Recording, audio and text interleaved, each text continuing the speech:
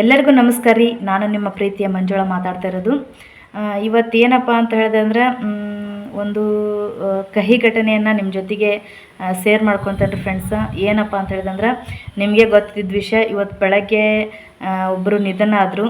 ಕನ್ನಡದ ಖ್ಯಾತ ನಿರೂಪಣೆ ಗಾಯಕಿ ಅಪರ್ಣಾ ಅವರು ಅಂಥೇಳಿ ಪ್ರತಿಯೊಂದು ಫೇಸ್ಬುಕ್ಕಲ್ಲಿ, ಯೂಟ್ಯೂಬಲ್ಲಿ, ವಾಟ್ಸಪ್ ಸ್ಟೇಟಸಲ್ಲಿ, ಇನ್ಸ್ಟಾಗ್ರಾಮಲ್ಲಿ ಎಲ್ಲ ಕಡೆನೂ ಅವರ ವಿಷಯನ ಒಂದು ಕೇಳಿದ್ದೀರ ನೀವು. ಹಾಗೆ ಎಲ್ಲರೂ ಕೂಡ ತಮ್ಮ ತಮ್ಮ ಸ್ಟೇಟಸನ್ನು ಹಾಕಿದ್ದಾರೆ, ಯೂಟ್ಯೂಬಲ್ಲಿ ಹಾಕಿದ್ದಾರೆ. ತುಂಬ ಒಂದು ನೋವಿನ ಸಂಗತಿ. ತುಂಬ ಅದ್ಭುತವಾದ ನಿರೂಪಕರವರು. ಹಾಗೆ ಕಲಾವಿದರು, ಉತ್ತಮ ಕಲಾವಿದರು ಹೌದು. ಅವರು ಇವತ್ತು ಏನಾಗಿ ಸತ್ರಪ್ಪ ಅಂತ ಹೇಳಿದ್ರೆ ಒಂದು ಕ್ಯಾನ್ಸರ್ ರೋಗದಿಂದ ಅವರು ತೀರ್ಕೊಂಡ್ರು. ಅಂದರೆ ಶ್ವಾಸಕೋಶದ ಕ್ಯಾನ್ಸರ್ ಆಗಿತ್ತು ಅವ್ರಿಗೆ ಬರೀ 6 ತಿಂಗಳು ಅಷ್ಟೇ ಹೇಳಿದ್ರಂತ ಡಾಕ್ಟರ್ಸು. ಆದರೂ 2 ವರ್ಷದ ತನಕ ಅವರು ಬದುಕಿದ್ರು. ನಿಜವಾಗ್ಲೂ ಆ ವಿಷಯ ಕೇಳಿ ತುಂಬ ಬೇಜಾರಾಯಿತು. ಎಂಥ ಅದ್ಭುತ ಗಾಯಕರು ಹೌದು, ನಿರೂಪಕರು ಹೌದು, ಕಲಾವಿದರು ಹೌದು. ಅವ್ರಿಗೆ ಒಂದು ದೇವರು ಎಂಥ ಪರಿಸ್ಥಿತಿ ತಂದು ಹೊರಟ್ಬಿಟ್ಟ.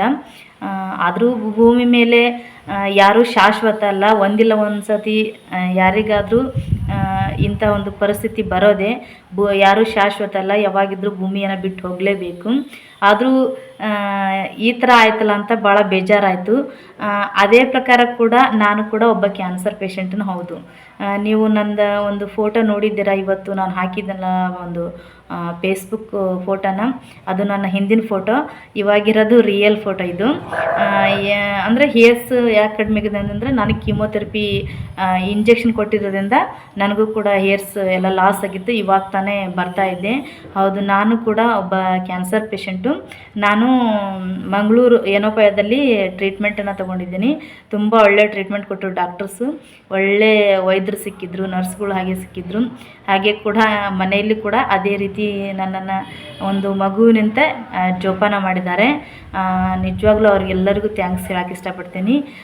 ಹಾಗೆ ಇವತ್ತು ನಿಮ್ಮ ಜೊತೆಗೆ ನಾನು ಖುಷಿಯಿಂದ ನಗ್ನಗ್ತಾ ಮಾತಾಡ್ತಿದ್ದೀನಿ ಅಂತ ಹೇಳಿದ್ರೆ ನಿಮ್ಮೆಲ್ಲರ ಆಶೀರ್ವಾದ, ದೇವರ ಆಶೀರ್ವಾದ, ಒಂದು ವೈದ್ಯರು ಕೊಟ್ಟಂಥ ಚಿಕಿತ್ಸೆನೇ ಅಂತ ಹೇಳ್ಬೋದು. ಹೌದು, ನಾನು 1 ವರ್ಷ ಆಯ್ತು ಇವಾಗ ಟ್ರೀಟ್ಮೆಂಟನ್ನು ಮುಗಿಸ್ಕೊಂಡು ಬಂದಿದ್ದೇನೆ. ತುಂಬ ಆರಾಮಾಗಿದ್ದೇನೆ ರೀ, ಏನೂ ತೊಂದರೆ ಇಲ್ಲ. ಈ ಥರ ಆರಾಮಾಗಿ ಇದೇನಪ್ಪ ಅಂತ ಹೇಳಿದೆ ಅಂದರೆ ಕೆಲವೊಂದಿಷ್ಟು ನನ್ನ ಜೀವನದಲ್ಲಿ ನಾನು ಕೆಲವೊಂದಿಷ್ಟು ನನ್ನದೇ ಆದ ಲೈಫ್ ಸ್ಟೈಲನ್ನು ನಾನು ಚೇಂಜ್ ಮಾಡ್ಕೊಂಡೇನೆ ರೀ. ಏನಪ್ಪ ಚೇಂಜ್ ಮಾಡ್ಕೊಂಡೆ ಅಂದರೆ ಆಹಾರದಲ್ಲಿ ಚೇಂಜ್ ಮಾಡ್ಕೊಂಡಿದ್ದೇನೆ. ನಂತರ ಬೆಳಗ್ಗೆ ಎಕ್ಸಸೈಜು, ವಾಕಿಂಗು, ಯಾವುದೇ ಥರದ ಒಂದು ಬೇಕ್ರಿ ಫುಡ್ಸ್ ಇಲ್ಲ. ಕರಿದಂಥ ಪದಾರ್ಥಗಳನ್ನು ಯಾವಾಗಲೂ ಒಂದು ಸರಿ ತಿಂತೀನಿ, ಜಾಸ್ತಿ ತಿನ್ನಲ್ಲ. ಎಲ್ಲವನ್ನು ಅವಾಯ್ಡ್ ಮಾಡಿದ್ದೇನೆ ರೀ. ಎಷ್ಟೊಂದು ಇದ್ರೊಳಗೆ ನಾವು ಎಷ್ಟು ಸೂಕ್ಷ್ಮತೆ ಇರ್ತಾವಂದ್ರೆ ಅಷ್ಟು ಸೂಕ್ಷ್ಮತೆ ಇದ್ದಾಗ ಮಾತ್ರ ನಾವು ಇದನ್ನು ಒಂದು ಗೆಲ್ಲೋಕ್ಕೆ ಸಾಧ್ಯ. ಅದು ದೇವರು ನಮ್ಮದು ಪತ್ರ ಹರಿತಂದರೆ ಏನು ಮಾಡೋಕ್ಕಾಗಲ್ಲ. ನಾವು ಏನೇ ಮಾಡಿದ್ರು ಆದರೂ ಹಣೆ ಬರ ಗಟ್ಟಿರ್ಬೇಕಂತಲ್ಲ, ಸುಳ್ಳಲ್ಲ. ಆದರೂ ಇರುವಷ್ಟು ದಿನ ನಮ್ಮ ಒಂದು ಆರೋಗ್ಯದ ಕಡೆ ನಾವು ಗಮನವನ್ನು ಹರಿಸ್ಕೋಬೇಕು. ಇದಕ್ಕೆಲ್ಲ ನಿಮ್ಮಂಥರ ಆಶೀರ್ವಾದನೇ ಕಾರಣ ಅಂತಲೇ ಹೇಳ್ಬೋದು. ನಮ್ಮ ದಿನನಿತ್ಯದ ಒಂದು ಆಹಾರನೂ ಕೂಡ ಒಳ್ಳೆಯ ಗುಣಮಟ್ಟದ ಆಹಾರವನ್ನು ಆಗಿರಬೇಕು. ನಾನು ಇನ್ನೊಂದು ಸರಿ ಆ ವಿಷಯವನ್ನು ಹಂಚ್ಕೊಳ್ತೀನಿ. ನಾನು ಏನೇನು ಮಾಡ್ತೀನಿ, ಯಾವ ಥರ ನನ್ನ ಒಂದು ಜೀವನದ ಶೈಲಿಯನ್ನು ಯಾವ ಥರ ನಾನು ಚೇಂಜ್ ಮಾಡ್ಕೊಂಡಿದ್ದೆ ಅನ್ನೋದನ್ನು ನಾನು ಇನ್ನೊಂದು ವಿಡಿಯೋದಲ್ಲಿ ಹೇಳ್ಕೊಡ್ತೀನಿ ಫ್ರೆಂಡ್ಸ. ಯಾಕಂತ ಹೇಳಿದ್ರೆ ಎಲ್ಲ ಪೂರ್ತಿ ನಾನು ಇದರೊಳಗೆ ಮಾತಾಡ್ತಾ ಇದ್ದರೆ ತುಂಬ ಲಾಂಗ್ ಆಗಿಬಿಡುತ್ತೆ. ಹಾಗಾಗಿ ನೋಡೋಕೆ ಅಷ್ಟು ಇಂಟ್ರೆಸ್ಟ್ ಅನಿಸಲ್ಲ. ನಾನು ಇನ್ನೊಂದು ವಿಡಿಯೋದಲ್ಲಿ ಅದನ್ನು ಹಂಚ್ಕೊಳ್ತೀನಿ, ನನ್ನ ದಿನನಿತ್ಯದ ಒಂದು ಜೀವನ ಶೈಲಿ ಯಾವ ರೀತಿ ಇರ್ತೈತೆ ಅಂತೇಳಿ. ಹೌದು, ನಾವೆಷ್ಟು ಒಂದು ಕೇರ್ಫುಲ್ ಆಗಿದ್ರೂ ಕಡಿಮೆನೇ. ಯಾಕಂದರೆ ಈ ರೋಗನ ಅಂಥದ್ದು, ಕ್ಯಾನ್ಸರ್ ಅನ್ನೋ ಒಂದು ರೋಗನೇ ಅಂಥದ್ದು. ತುಂಬ ಒಂದು ಕೆಟ್ಟ ರೋಗ ಅಂತ ಹೇಳ್ಬೋದು. ಇದನ್ನು ಇವತ್ತು ಗೆದ್ದು ಬಂದಿದ್ದೇನೆ ಅಂದರೆ ಅದಕ್ಕೆಲ್ಲ ನಿಮ್ಮೆಲ್ಲರ ಒಂದು ಆಶೀರ್ವಾದ, ದೇವರ ಆಶೀರ್ವಾದನ ಅಂತಲೇ ಹೇಳ್ಬೋದು. ನಾನು ಕೂಡ ಇದರಿಂದ ತುಂಬ ನೋವನ್ನು ಅನುಭವಿಸಿದ್ದೇನೆ. ಟ್ರೀಟ್ಮೆಂಟ್ ತಗೊಳ್ಳುವಾಗ ತುಂಬ ಭಯಂಕರವಾದಂಥ ನೋವು. ಎಲ್ಲ ರೋಗಕ್ಕಿಂತ ಈ ರೋಗದ ಒಂದು ಟ್ರೀಟ್ಮೆಂಟ್ ಏನಿದೆಯಲ್ಲ, ನಿಜವಾಗ್ಲೂ ಅದನ್ನು ನೆನೆಸ್ಕೊಂಡ್ರೆ ಈಗಲೂ ಭಯ ಅನಿಸುತ್ತೆ. ಅಷ್ಟೊಂದು ನೋವು ಪಡುವಂಥ ಯಾತನೆ ಒಂದು ರೋಗ ಇದು. ಆ ಟ್ರೀಟ್ಮೆಂಟು ಕೂಡ ಅಷ್ಟೇ ಒಂದು ಜೀವಕ್ಕೆ ಹಾನಿಯನ್ನುಂಟು ಮಾಡ್ತದೆ. ಇವೆಲ್ಲವನ್ನು ನಾನು ಇವತ್ತು ಅನುಭವಿಸಿ ಒಂದು ಈ ಮಟ್ಟಕ್ಕೆ ಬಂದಿದ್ದೇನೆ.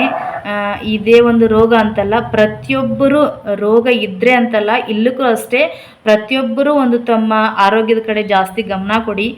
ಹೊರಗಿನ ಒಂದು ಫುಡ್ಸನ್ನು ನೀವು ಅವಾಯ್ಡ್ ಮಾಡಿ, ಜಾಸ್ತಿ ಮನೆಯಲ್ಲಿರ್ತಕ್ಕಂಥ ಊಟವನ್ನು ಮಾಡಿದರೆ ಒಳ್ಳೆಯದು ಅಂತ ನನ್ನ ಅನಿಸಿಕೆ. ಆದರೆ ಕೆಲವ್ರು ಜನ ಏನು ಮಾಡ್ತಾರೆ, ಹೊರಗಡೆ ತಿಂಡಿನ ಜಾಸ್ತಿ ತಿಂತಿರ್ತಾರೆ. ಈ ಗೋಬಿ ಮಂಚೂರಿ, ಎಗ್ ರೈಸು, ಆಮೇಲೆ ಇನ್ನೂ ಕೆಲವೊಂದಿಷ್ಟು ನೂಡಲ್ಸ್ಗಳನ್ನು ಜಾಸ್ತಿ ಹೊರಗಡೆ ತಿಂತಿರ್ತಾರೆ. ಇನ್ನೊಂದು ಪಾನಿಪುರಿ, ಇಂಥವನ್ನೆಲ್ಲ ಅವಾಯ್ಡ್ ಮಾಡಬೇಕು. ಮತ್ತು ಮೇನಾಗಿ ಸಕ್ಕರೆ, ಮೈದಾ ಹಿಟ್ಟನ್ನು ಅವಾಯ್ಡ್ ಮಾಡೋದು ನಾವಷ್ಟೇ ಅಲ್ಲ, ಪ್ರತಿಯೊಬ್ಬರು ಅವಾಯ್ಡ್ ಮಾಡೋದು ಭಾಳ ಬೆಟ್ರು. ಬೇಕಂದರೆ ನಿಮ್ಗೆ ಸಿಹಿ ಊಟವನ್ನು ಮಾಡಬೇಕು, ಟೀಯನ್ನು ಕುಡಿಬೇಕು ಅಂತ ಹೇಳಿದೆ ಅಂದ್ರೆ ನೀವು ಆರ್ಗ್ಯಾನಿಕ್ ಬೆಲ್ಲ ಯೂಸ್ ಮಾಡಿ ಉಪಯೋಗ ಮಾಡ್ಕೊಂಡ್ರೆ ಒಳ್ಳೆಯದು. ಹೌದು, ನಾನು ಕೂಡ ಇವಾಗ ಟೀ ಕಾಫಿ ಏನು ಕುಡಿತಾ ಇಲ್ಲ. ನನಗೇನಾದರೂ ಹಾಗೇನಾದರೂ ಕುಡಿಬೇಕು ಅನಿಸಿದೆ ಅಂದರೆ ಯಾವಾಗಲೂ ಒಂದ್ಸರಿ, ತಿಂಗಳಲ್ಲಿ ಒಂದ್ಸರಿ ನಾನು ಒಂದು ಆರ್ಗ್ಯಾನಿಕ್ ಬೆಲ್ಲವನ್ನು ಯೂಸ್ ಮಾಡಿಕೊಂಡು ಒಂದು ಕಪ್ ಅಂದರೆ ಇನ್ನೂ ಅರ್ಧ ಕಪ್ ಇರುತ್ತೆ ಅಷ್ಟೇ ಒಂದು ಟೀಯನ್ನು ಕುಡಿತೀನಿ ರೀ ಫ್ರೆಂಡ್ಸ. ಇದರಲ್ಲಿ ನೋಡಿ, ನಮ್ಮ ಆರೋಗ್ಯನ ನಾವು ಎಷ್ಟು ಕಾಪಾಡಿಕೊಂಡ್ರು ಸಾಲದೇ. ಪ್ರತಿಯೊಬ್ಬರು ತಮ್ಮ ತಮ್ಮ ಆರೋಗ್ಯದ ಕಡೆ ಗಮನ ಕೊಡಿ. ಹಾಗೆ ಮಕ್ಕಳನ್ನು ಸುರಕ್ಷಿತವಾಗಿಟ್ಕೊಳ್ಳಿ. ಯಾಕಂದರೆ ಇವಾಗ ಮಳೆಗಾಲ, ತುಂಬ ಜಾಸ್ತಿ ಚಳಿ, ಮಳೆ ಜಾಸ್ತಿ ಆಗಿರ್ತೈತಿ ಇವಾಗ. ಯಾಕಂದ್ರೆ ತುಂಬ ಸೂಕ್ಷ್ಮವಾದಂಥ ಕಾಲ ಬಂದಿದೆ. ಹಿಂದಿನ ಕಾಲ ನೋಡಿದ್ರಲ್ಲ, ಎಷ್ಟು ನೂರಾರು ವರ್ಷ ಬದುಕ್ತಿದ್ರು ನಮ್ಮ ಹಿರಿಯರು. ಆದರೆ ಇವಾಗ ಮಾತ್ರ 40-50 ವರ್ಷಕ್ಕೆ ನಮ್ಮ ಜೀವನ ಎಲ್ಲ ಮುಗಿದು ಹೋಗಿಬಿಡ್ತೈತಿ. ಹಾಗಾಗಿ ಇರುವಷ್ಟು ದಿನ ನಾವು ನಮ್ಮ ಆರೋಗ್ಯದ ಕಡೆ ಗಮನವನ್ನು ಹರಿಸ್ಬೇಕು. ಪ್ರತಿಯೊಬ್ಬರ ಜೊತೆನ ನಾವು ಖುಷಿಯಿಂದ ನಗ್ನಗ್ತಾ ಪ್ರೀತಿ ವಿಶ್ವಾಸದಿಂದ ಬೆರಿಬೇಕು ಅನ್ನೋದೇ ನನ್ನ ಆಸೆ. ಈ ಭೂಮಿ ಮೇಲೆ ಇರೋವರೆಗೂ ನಾವು ದಾನ, ಧರ್ಮ, ಪ್ರೀತಿ, ವಿಶ್ವಾಸ ಎಲ್ಲರ ಜೊತೆ ನಗ್ನಗ್ತಾ ಹೋದಾಗ ಮಾತ್ರ ನಮ್ಗೆ ಒಂದು ಜೀವನದಲ್ಲಿ ಖುಷಿ ಪಡೋಕ್ಕೆ ಸಾಧ್ಯ ಅಂತ ಹೇಳಿ ನನ್ನಲ್ಲಿರ್ತಕ್ಕಂಥ ಮನಸ್ಸಿನ ಭಾವನೆನ ನಿಮ್ಮ ಜೊತೆಗೆ ಶೇರ್ ಮಾಡ್ಕೊಂಡ್ರೆ ಫ್ರೆಂಡ್ಸ. ಇದು ನೋಡ್ರಪ್ಪ, ಏನೋ ಹೇಳ್ಕೊಬೇಕಂದ್ರೆ ನನಗೆ ಖುಷಿ ಆಗ್ತೈತೆ. ಯಾಕೆಲ್ಲ ನೀವೆಲ್ಲ ನನ್ನ ಕುಟುಂಬದವರಿದ್ದಂಗೆ. ಅದೇನೋ ನಮ್ಮ ಮನಸ್ಸಿನಲ್ಲಿರೋ ಭಾರವನ್ನು ನಿಮ್ಮ ಜೊತೆಗೆ ಶೇರ್ ಮಾಡಿಕೊಂಡ್ರೆ ನಮಗೂ ಕೂಡ ಒಂಥರ ಭಾರ ಎಲ್ಲ ಕಡಿಮೆ ಆಗ್ತೈತಿ. ಖುಷಿಯಾಗಿರ್ಲಿಕ್ಕೂ ಸಾಧ್ಯ ಆಗ್ತೈತೆ ರೀ.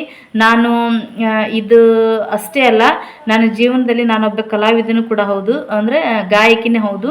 ನಾನು ಏನಾದರೂ ಬೇಜಾರಾದರೂ ಕೂಡ ಒಂದು ಹಾಡನ್ನು ಹಾಡ್ಕೊಂಡಾದರೂ ನನ್ನ ಒಂದು ನೋವನ್ನು ಮರಿತೀನಿ. ಆನಂತರ ನಿಮ್ಮ ಜೊತೆಗೆ ಶೇರ್ ಮಾಡ್ಕೊಂಡಾಗ ಆವಾಗ ಕೂಡ ನನ್ನ ನೋವು ಕಡಿಮೆ ಆಗ್ತೈತಿ. ನಿಜವಾಗ್ಲೂ ನನಗೆ ಹೆಮ್ಮೆ ಅನಿಸ್ತೈತಿ. ನಾವು ಒಬ್ಬ ಕಲಾವಿದೆ ಆಗಿರೋದಕ್ಕೂ ಹೆಮ್ಮೆ ಅನಿಸ್ತೈತಿ. ಇವತ್ತು ನಾನು ಎಷ್ಟು ಖುಷಿಯಾಗಿದೆ ಅಂದರೆ ನನ್ನಲ್ಲಿರ್ತಕ್ಕಂಥ ಒಂದು ಸಂಗೀತ ಹಾಗೂ ನೀವು ಕೊಡ್ತಕ್ಕಂಥ ಒಂದು ಪ್ರೋತ್ಸಾಹ, ಬೆಳವಣಿಗೆ, ಆಶೀರ್ವಾದನೆ ಕಾರಣ ಅಂತ ಹೇಳೋಕ್ಕೆ ಇಷ್ಟಪಡ್ತೀನಿ ರೀ.